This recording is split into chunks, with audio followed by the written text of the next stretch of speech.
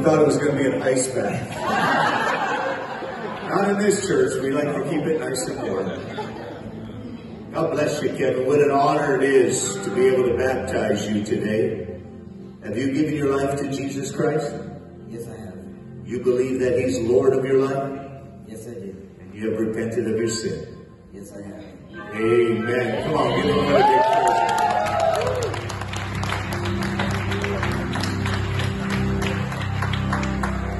Kevin, upon your confession of faith in the Lord Jesus Christ, in the mighty name of Jesus, we baptize you in the name of the Father, the Son, and the Holy Spirit.